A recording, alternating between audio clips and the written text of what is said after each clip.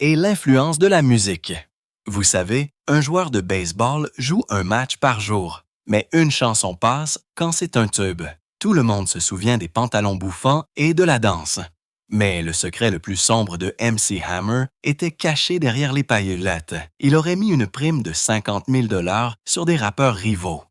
Même Suge Knight, l'homme qui terrifiait toute l'industrie musicale, lui montrait du respect. Tiens. Des membres de gang lui offraient une protection au lieu de le menacer. Ice Cube s'est excusé sur place lorsqu'ils se sont rencontrés face à face. La vérité sur les liens de Hammer avec Oakland était plus profonde que quiconque ne l'imaginait. Et maintenant, quelque chose s'est produit qui ramène tout cela à la lumière. Stanley Kirk Burl est né le 30 mars 1962 à East Oakland. Sa vie a commencé dans l'un des quartiers les plus dangereux et les plus pauvres de la ville. Sa famille vivait dans un minuscule appartement de 3 chambres dans les HLM. L'endroit était si dur que la police l'appelait une zone de forte criminalité. Chaque jour, il y avait des descentes de police et de la violence à seulement 2 pâtés de maison de chez lui. Sa mère travaillait 16 heures par jour, nettoyant des bureaux la nuit et acceptant n'importe quel emploi qu'elle pouvait trouver. Il n'avait presque rien, même s'il y avait 8 enfants dans la famille. Il survivait avec seulement 800 $ par mois dans les années 1960, ce qui équivaut à environ 3 200 $ aujourd'hui. Les hivers étaient brutaux. L'appartement n'avait pas ça de chauffage. Toute la famille se blottissait autour d'un radiateur pour rester au chaud. Lorsque Stanley n'avait que 9 ans, il a vu quelqu'un se faire tirer dessus juste devant lui rentrant de l'école. Son père, Louis Burl, lui a rendu la vie encore plus difficile. Louis n'était pas seulement un joueur, il était accro. Il organisait des parties de poker clandestines où les mises pouvaient atteindre 10 000 $ une seule nuit. Une fois, 1971, il a perdu 3 500 $ à une seule partie. Cela représente près de 25 000 $ aujourd'hui. Cette perte signifiait que la famille était à nouveau menacée d'expulsion. 1973, la police a fait une descente dans le club où travaillait Louis. Il a été arrêté et a passé 6 mois prison. Pendant qu'il était enfermé, la famille vivait grâce aux coupons alimentaires et à l'aide sociale. Parfois, il disparaissait pendant des jours. Stanley ne savait jamais si son père était vivant ou mort. Cette peur de tout perdre l'a hanté pendant des années. Tout a changé. Un jour 1973, Stanley avait 11 ans. Il dansait sur le parking de l'Oakland Coliseum, montrant ses mouvements de James Brown et essayant de vendre des balles de baseball. Le propriétaire des Oakland A's, Charlie Finley, l'a vu. Finley venait de virer son 3e ramasseur de battes de la saison et cherchait un nouveau. Il a été tellement impressionné par la danse de Stanley qu'il lui a donné le poste sur place. Stanley gagnait 5 $ par match plus les pourboires. Des joueurs comme Reggie Jackson et Catfish Hunter lui donnaient de l'argent supplémentaire pour faire des courses. Finley appelait même Stanley pendant les matchs à l'extérieur pour lui demander des rapports détaillés, comme si Stanley était son éclaireur personnel. Mais Stanley avait de plus grands rêves. 1980, il a participé à des essais pour les Giants de San Francisco. Il avait une moyenne au bâton de 340, a réalisé 12 doubles jeux sans une seule erreur et a couru le sprint de 60 yards 6,8 secondes. Mais après 3 jours épuisants, il a été coupé. Les Giants ont dit qu'il n'avait pas la présence physique qu'ils souhaitaient. Ce rejet l'a anéanti. Il avait déjà refusé une bourse de baseball à San Jose State parce qu'il pensait qu'il atteindrait les ligues majeures. Pendant 2 ans, il n'a même pas pu prendre une balle de baseball. Alors, Stanley a rejoint la marine. De 1941 à 1943, il a servi à Treasure Island, à seulement 20 kilomètres de chez lui. La marine lui a appris à faire fonctionner du matériel sonore et à enregistrer de la musique. Il a formé un groupe de rap appelé les Holy Ghost Boys. Ils se sont produits lors de concours de talent et dans des clubs et ont enregistré des démos utilisant du matériel de la marine. Stanley se levait à 4h30 tous les matins pour écrire des paroles avant la formation.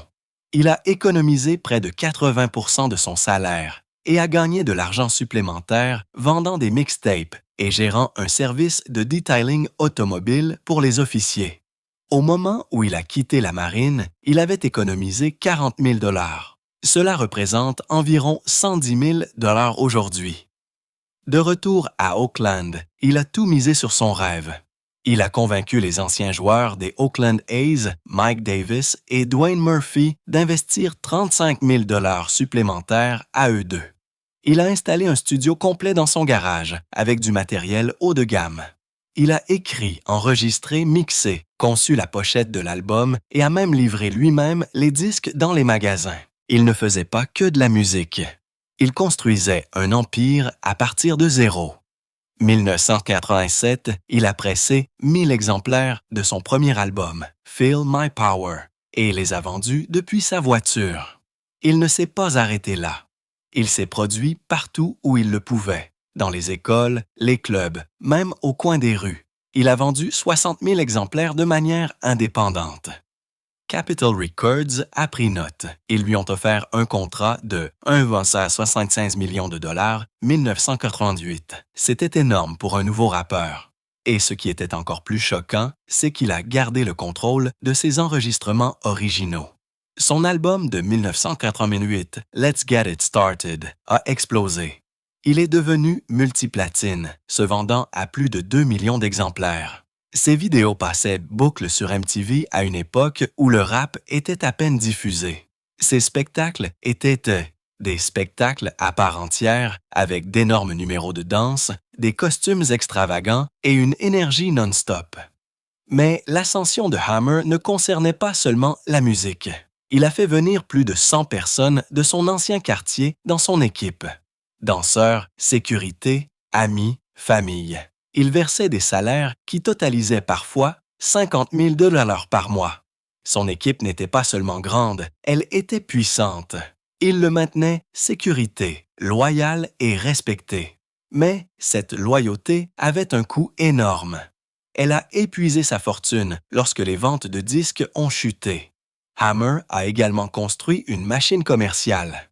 Il a créé des labels de disques, a signé de nouveaux artistes, a géré des stars du sport comme Deion Sanders et a produit des émissions de télévision. Il contrôlait tout, sa musique, ses tournées, ses produits dérivés et plus encore. Il était plus qu'un rappeur. Il était une industrie à lui seul. Et tout a commencé avec un garçon d'East Oakland qui a refusé d'abandonner. Please Hammer, Don't Hurt Him de MC Hammer a frappé le monde comme un éclair le 12 février 1990. Personne ne s'attendait à ce qu'un album de hip-hop change la donne de cette façon. Aux États-Unis seulement, l'album s'est vendu à plus de 10 millions d'exemplaires. Cela a fait de Hammer le premier artiste hip-hop à devenir diamant. Mais l'histoire ne s'arrête pas là. Août 1990, il se vendait à 100 000 exemplaires chaque jour. Fin janvier 1991, 8 millions d'unités avaient été vendues un an seulement. La dernière fois que quelqu'un avait vu des chiffres comme ça, c'était lorsque Purple Rain de Prince dominait 1944. L'album est resté numéro 1 au Billboard 200 pendant 21 semaines. C'était la plus longue série d'un artiste noir depuis Thriller de Michael Jackson. Tête du classement des albums de hip-hop RB, il a régné pendant 29 semaines. Juin 1991, il s'était vendu à 14,5 millions d'exemplaires dans le monde. La certification Diamant est arrivée rapidement. Le 15 avril 1991, seulement 14 mois après la sortie de l'album. Cette année-là seulement, l'album a rapporté plus de 30 millions de dollars. MC Hammer est devenu le premier magnat du hip-hop. Le clip vidéo de You Can't Touch This était tout aussi révolutionnaire. Il a coûté plus d'1 million de dollars à réaliser, ce qui était du jamais vu pour un clip de rap à l'époque. La plupart des clips de hip-hop avaient de petits budgets, mais le clip de Hammer a placé la barre plus haut. Il était rempli de chorégraphies pointues, de tenues flashy et de décors vibrants. Les pantalons parachutes de Hammer sont devenus légendaires. Le risque a porté ses fruits. MTV a diffusé la vidéo boucle, apportant la musique de Hammer aux fans qui n'avaient jamais écouté de rap auparavant. Cette vidéo a contribué à abattre le mur qui avait tenu le hip-hop à l'écart du grand public. Elle a montré au monde que le rap pouvait rivaliser avec la pop et le rock matière de style et de production. Elle a ouvert la porte aux futurs clips de rap pour exiger plus de créativité et des budgets plus importants. Les pantalons parachutes de Hammer n'étaient pas seulement une déclaration de mode. Ils sont devenus une tendance mondiale qui a rapporté des millions. Le design ample et fluide n'était pas seulement pour le spectacle. Hammer a dit que plus le pantalon était ample, mieux les mouvements avaient l'air. Il a transformé le style une machine à gagner de l'argent. Des entreprises de vêtements partout dans le monde ont concédé sa licence d'image. Même ses rivaux ont sauté dans le train-marche. Vanilla Ice a affirmé avoir reçu 1 million juste pour porter des pantalons Hammer lors d'un concert. La tendance n'est pas morte avec les années 90. 2009, les pantalons, maintenant appelés pantalons harem, étaient de retour sur les podiums de la mode. Des designers comme Ralph Lauren, Michael Kors et Diesel ont adopté le look. Dans les années 2010, Dior et Burberry ont suivi. Un choix de mode d'un seul homme a façonné le style mondial pendant des décennies. Le succès de Hammer ne se résumait pas aux ventes. Ses prix ont montré à quel point il a fait entrer le hip-hop dans le courant dominant. En 1981, il a remporté un Grammy pour le meilleur clip vidéo longue durée. Cette victoire a ouvert de nouvelles perspectives pour le rap aux Grammys. La même année, aux American Music Awards, il a remporté le prix du single préféré dans la catégorie Soul R&B pour You Can't Touch This, l'album Soul R&B préféré et l'album rap préféré. Plus de 20 000 acheteurs de disques ont voté pour lui. Il est apparu dans des émissions et sur des scènes où le rap n'avait jamais été le bienvenu. De Saturday Night Live aux grands spéciaux des réseaux de télévision, Hammer est devenu une partie de la culture pop américaine. L'impact a duré. 2011, les Oakland A's ont distribué des figurines MC Hammer lors d'un match. C'était la première fois qu'un rappeur recevait cet honneur de la part de la Major League Baseball. L'ascension de MC Hammer au début des années 1990 a été incroyable. Son style flashy, ses équipes de danse massives et ses rythmes pop accrocheurs ont amené le hip-hop dans des endroits où il n'était jamais allé auparavant. Mais ce succès ne lui a pas seulement valu des fans. Il a déclenché une guerre au sein du hip-hop que peu ont vu venir. De nombreux rappeurs hardcore l'ont accusé de se vendre. Ils ont dit qu'il avait rendu la musique douce et sûre juste pour plaire au grand public. LL Cool J lui a lancé des pics directs, le traitant d'amateur et se moquant de son style. Q-Tip a averti « Le rap n'est pas de la pop. Si vous l'appelez ainsi, alors arrêtez. » Même Digital Underground a mis sa photo dans son album, le qualifiant de personne. Ce n'était pas seulement une rivalité, c'était une bataille sur ce que le hip-hop était censé représenter. Les choses sont devenues encore plus sérieuses lorsque Third Base s'est jointe à la danse. 1991, leur chanson a franchi une ligne que personne n'osait franchir. Ils ont insulté la mère de Hammer. La vidéo les montrait train de fracasser un marteau géant tout criant à Hammer de se taire. C'est là que tout a changé. Selon MC Search, Hammer ne s'est pas contenté de se mettre colère. Il aurait offert 50 000 $ aux Crips pour éliminer Third Base. Lorsque Third Base est arrivé à Los Angeles, ils étaient terrifiés. Lors d'une émission de radio, Hammer les a confrontés direct. Ce qui aurait dû être un simple différend s'est transformé en une affaire mortelle et grave. Third Base ne pouvait même plus se promener sans crainte. Des hommes armés les suivaient, prêts à honorer la prême. MC Search a déclaré plus tard que cela l'avait tellement hanté qu'il avait eu besoin de 25 ans de thérapie. Ice Cube a également ressenti la chaleur. Dans son clip de 1991 pour True to the Game, il semblait critiquer Hammer. La vidéo montrait une figure ressemblant à Hammer se faire kidnapper et attacher. Cube envoyait un message clair sur les vendus, mais Hammer ne l'a pas pris à la légère. Lui et son équipe se sont rendus directement chez Roscoe's Chicken and Waffles, où Cube mangeait. Quand Cube a vu Hammer, il a su qu'il était allé trop loin.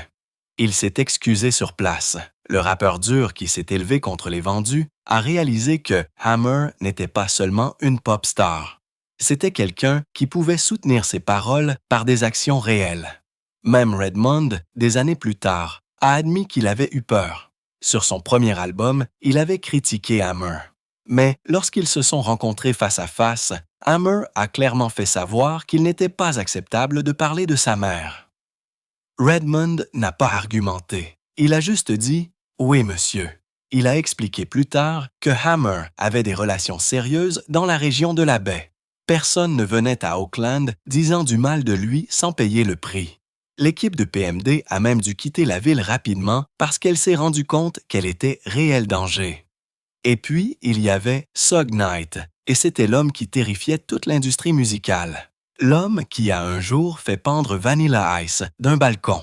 Mais même Suge Knight respectait Hammer. Il ne s'agissait pas de taille ou de force. Hammer avait des liens à Oakland qui le rendaient intouchable. Il avait grandi avec les High Street Bank Boys, une équipe connue dans tout East Oakland. Lorsque Hammer est devenu riche, il n'a pas oublié son peuple. Il les a fait venir avec lui, et cette loyauté l'a rendu puissant. Suge Knight régnait peut-être sur Death Row Records, mais il ne s'est pas mêlé à Hammer. Les Crips eux-mêmes ont montré à quel point Hammer était respecté. Un soir à Los Angeles, ils l'ont approché, non pas pour le menacer, mais pour lui offrir une protection. Ils ont dit que n'importe quoi pouvait arriver à Los Angeles et ont suggéré qu'il les embauche. Hammer a simplement ri. Il avait déjà 12 gardes du corps, dont 5 qu'il a décrits comme des tueurs purs et durs. Les Crips ont reculé, montrant que le nom de Hammer avait un réel poids, même parmi les gangs. Too Short et U40, tous deux originaires d'Oakland, connaissaient aussi la vérité. Too Short s'est une fois disputé avec Hammer, mais il a admis qu'il y avait toujours du respect. Ils se sont peut-être critiqués dans des chansons, mais ils savaient qu'il ne fallait pas que cela dégénère. Le frère de Hammer a même appelé pour avertir l'équipe de Short de ne pas créer plus de problèmes, alors qu'il revenait d'une tournée où quelqu'un avait été tué. Et 40 a résumé simplement « Il est d'Oakland ». Cela disait tout. Les gens d'Oakland savaient ce que cela signifiait. Hammer n'était pas qu'un artiste pantalon brillant, c'était quelqu'un qu'il ne fallait pas prendre à la légère. L'histoire de MC Hammer est l'une des ascensions et des chutes les plus folles de l'histoire du showbiz. À son apogée, il gagnait environ 33 millions de dollars une seule année. Mais ce qui a fait tomber la mâchoire des gens, ce n'est pas seulement l'argent. C'est la rapidité avec laquelle il a réussi à tout dépenser. Son manoir de Fremont à lui seul était un symbole d'excès.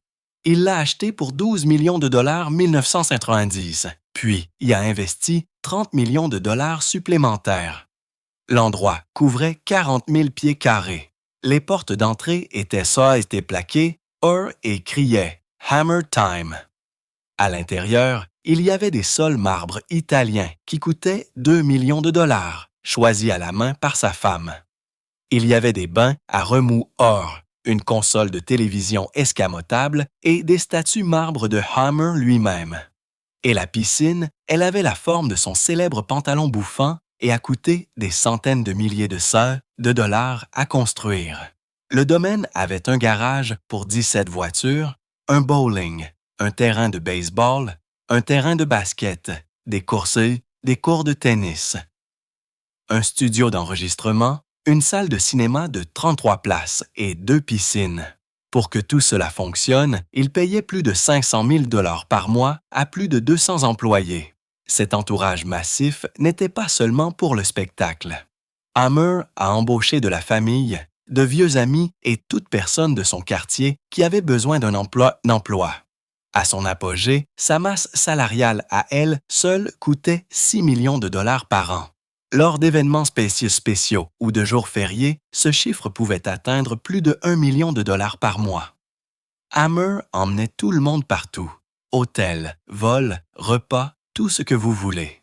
Et même lorsque sa carrière musicale a commencé à s'estomper, il a continué à verser ses salaires. C'était de la loyauté, mais c'était aussi un suicide financier. Puis sont venues les voitures, les chevaux, le jet et les hélicoptères. Il possédait 17 voitures de luxe, dont une Lamborghini Diablo pour 240 000 une Ferrari Testarossa pour 141 000 une Bentley Continental pour 150 000 et une Rolls-Royce Corniche. Il avait 21 chevaux de course pur sang, dont un seul cheval, Light, d'une valeur de plus de 1,2 million de dollars après avoir remporté les Kentucky Oaks. Une autre piste de danse a coûté environ 1 million de dollars et s'est classée troisième au Kentucky Derby de 1992. Plus de cela, il a acheté un jet privé, 2 hélicoptères et une limousine allongée. Chacune de ces choses était accompagnée d'énormes factures d'entretien. Les séances de shopping personnel de Hammer étaient tout aussi folles. Ses costumes de scène personnalisés coûtaient des milliers de dollars chacun. Et il dépensait souvent 6 chiffres une seule journée bijoux et vêtements. Il n'achetait pas qu'une seule montre ou qu'une seule chaîne. S'il aimait, il achetait plusieurs. Et ce n'était pas seulement pour lui. Il dépensait des centaines de milliers de dollars cadeaux pour son équipe pendant les fêtes. Ses pantalons Hammer personnalisés coûtaient des centaines de dollars la paire. Le vrai désastre était la façon dont les dépenses correspondaient aux revenus. Hammer dépensait 30 millions de dollars par an, presque aussi vite qu'il ne gagnait. Impôts, épargne, investissement, il ne restait rien pour cela. Au moment où ses revenus ont chuté, ses dépenses n'ont pas diminué. Le résultat, 13,7 millions de dollars de dettes. 1996 avec seulement 1 million de dollars d'actifs restants. Le 1er avril 1996, il a déposé le bilan. Ce dépôt a révélé plus de 200 créanciers. Il devait 500 000 dollars à Deion Sanders. Le fisc 500 000 dollars de plus et des millions d'autres à d'autres. Le fisc n'a pas cessé de le poursuivre. 2013, ils avaient déposé un privilège pour près de 800 000 dollars. La Californie voulait plus de 500 000 dollars. Le comté d'Alabama voulait 230 000 dollars. Pour rembourser ce qu'il pouvait, Hammer a dû tout vendre. Son manoir, qui valait autrefois des millions, s'est vendu pour seulement 5,3 millions de dollars. Ses voitures, ses chevaux, ses meubles et ses récompenses ont été vendus aux enchères. Les fans ont acheté des morceaux de l'Empire qui avaient autrefois semblé inarrêtables. Mais, coulisses, quelque chose de plus profond se produisait. 1997, après avoir perdu environ 70 millions de dollars et déposé le bilan, il a déclaré avoir eu une rencontre personnelle avec Jésus-Christ. Cela a tout changé. Octobre de la même année, il est devenu ministre ordonné de l'Église de Dieu dans le Christ. Il a même lancé un ministère télévisé appelé MC Hammer & Friends sur Trinity Broadcasting Network. Lors d'une diffusion directe, il a déclaré que son ancien moi avait disparu et était enterré. Il ne s'agissait pas seulement de redorer son image ou de trouver un nouvel emploi. Il s'agissait de recommencer à zéro. Ce qui est encore plus intéressant, c'est qu'il avait commencé. Dans les années 1980, avec un groupe de rap gospel appelé les Holy Ghost Boys, sa foi avait toujours fait partie de lui. Même lorsque le monde ne le voyait que comme une star du rap, son ministère ne s'est pas arrêté à la télévision. Chaque dimanche soir à 18h à San José, Californie, il organisait des services religieux au Jubilee Christian Center. Il ne ressemblait à aucun autre. Environ 3500 personnes remplissaient l'endroit chaque semaine. La foule était un mélange de membres de gangs, de jeunes difficultés, de familles et d'étudiants curieux. L'énergie était forte avec des rythmes hip-hop mélangés à des prédications. Hammer s'est assuré que ses paroles atteignent les personnes qui pourraient se sentir déplacées dans une église normale. Il parlait dans le langage de la rue. Les jeunes partageaient des histoires personnelles de fuite de la drogue, de la violence et des foyers brisés. Hammer ne s'est pas contenté de se tenir à l'écart. Il les a embrassés, les a encouragés et a célébré leur victoire. Peu importe son horaire de concert chargé, il s'assurait d'être de retour à San José tous les dimanches. C'était sa mission, et il ne laisserait rien s'y opposer. Encore plus surprenant, 1989, alors que Hammer était au sommet de sa carrière, la femme d'un pasteur a eu une vision étrange. Elle a dit à son mari qu'il travaillerait un jour avec Hammer pour répandre le message de Jésus. À l'époque, cela semblait impossible. Hammer était une superstar mondiale, pas un prédicateur. Mais 10 ans plus tard, après sa chute de la célébrité et sa ruine financière, la prophétie s'est réalisée. Hammer a uni ses forces à ce même pasteur et a lancé un label de disques. Le pasteur a même hypothéqué sa maison et a investi 500 000 $. Avec le recul, ils croyaient tous les deux que tout cela faisait partie d'un plan qui avait été établi bien avant. Le chemin de Hammer n'a pas été facile. Il s'est promis à lui-même et à sa communauté de foi d'inclure au moins une chanson gospel sur chaque album, mais il ne voulait pas être catalogué comme un simple artiste gospel. Il savait que cela limiterait sa portée. Au lieu de cela, il a utilisé sa plateforme pour se déplacer entre le sacré et le profane. Il a prêché dans les prisons, visité les centres de jeunesse et a même célébré des mariages de célébrités. Sa visite dans une prison de la Barbade, 1997, a laissé 42 détenus dire qu'ils étaient sauvés. Il a prêché avec tellement de passion que sa chemise était trempée et il n'a cessé de rappeler à tout le monde que ce n'était pas pour le spectacle. À travers tout cela, Hammer a fait face à une épreuve après l'autre. Après sa faillite, il s'est gravement blessé au genou. Puis sa femme, Stéphanie, a été diagnostiquée d'un cancer. Le poids de tout cela aurait pu l'écraser, mais il a fait un rêve où Dieu lui a dit de garder son amour fort et qu'il sortirait de la tempête. Quand il s'est réveillé, son pasteur était à ses côtés, comme si le rêve avait été réel. Hammer croyait que la foi l'avait guéri, lui et sa femme. Même lorsque le fisc l'a poursuivi pour plus de 750 000 $ d'arriérés d'impôts. Sa foi est restée ferme. Beaucoup pensant que sa carrière était terminée. Mais au lieu de disparaître, Hammer a choisi de se réinventer.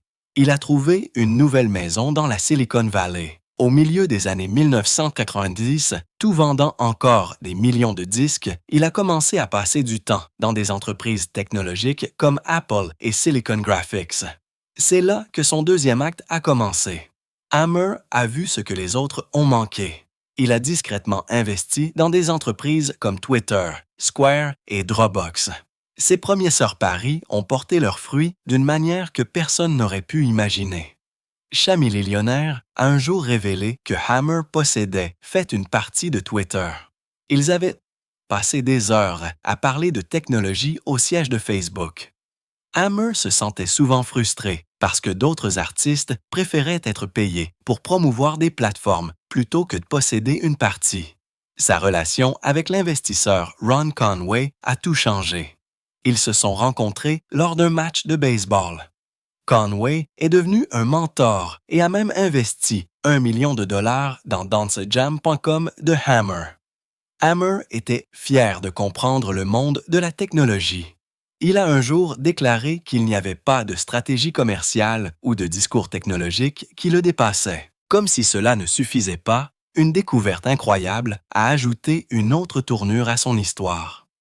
2 amis de Modesto, Californie, ont acheté une unité de stockage abandonnée à Tracy pour seulement 30 $. À l'intérieur, ils ont trouvé plus de 30 bandes maîtresses étiquetées Death Row Records. Ils ont également trouvé les célèbres pantalons parachutes de Hammer, ses manteaux de fourrure et un vieil ordinateur Mac. Un ancien producteur de Death Row, Craig Williams, a confirmé que les bandes étaient réelles. Il a reconnu les feuilles de piste, l'écriture et même les producteurs qui ont travaillé sur les chansons. Parmi les trésors, il y avait 14 titres inédits, mettant en vedette des légendes comme Snoop Dogg, Tupac et DJ Quick. Williams a dit qu'il s'était toujours demandé ce qui était arrivé à ces enregistrements. Il espérait que la musique verrait enfin le jour. La découverte pourrait valoir des millions. Hammer lui-même a semblé approuver, publiant un message énigmatique suggérant que le contenu appartient à ceux qui l'ont trouvé. L'ascension de Hammer dans le monde numérique a commencé bien avant que le mot influenceur ne devienne populaire. Il a été l'une des premières célébrités à saisir le pouvoir des médias sociaux avec plus de 2 millions de followers sur Twitter. Il a même été nommé spécialiste du marketing des médias sociaux de l'année au Gravity Summit. À un moment donné, il s'est classé 37e. 37e. Au monde, nombre de followers sur Twitter. Il ne se contentait pas de se promouvoir lui-même. Il se connectait avec les fans, répondait aux mentions et partageait des aperçus de sa vie depuis des endroits comme le Super Bowl et les conférences technologiques. Son blog rassemblait tous ses tweets un seul endroit. Pour Hammer, les médias sociaux étaient synonymes de connexion humaine. Il a un jour déclaré que la communication fait partie de notre ADN. Son travail acharné, ligne, tweetant, réalisant des vidéos YouTube, construisant une communauté, lui a valu une nouvelle forme de gloire. Aujourd'hui, la valeur nette estimée de Hammer est d'environ 2 millions de dollars. Cela peut sembler peu comparé à ses jours de gloire, mais cela raconte une histoire plus large. À partir de 14 millions de dollars de dettes, il a reconstruit sa richesse lentement et judicieusement. Fini les chaînes or et les manoirs géants. Maintenant, il vit dans une maison de 375 000 $ Californie. Son argent provient d'investissements technologiques et de conseils, et non de tentatives de revivre sa carrière musicale. Des entreprises comme Salesforce l'embauchent pour ses idées. Ses premiers investissements dans Twitter, Square et Dropbox continuent de porter leurs fruits. La vie de Hammer aujourd'hui est la preuve que vous pouvez revenir de l'échec. Il ne l'a pas fait recherchant à nouveau la célébrité. Il l'a fait avec patience, des choix intelligents et trouvant de nouvelles façons de réussir.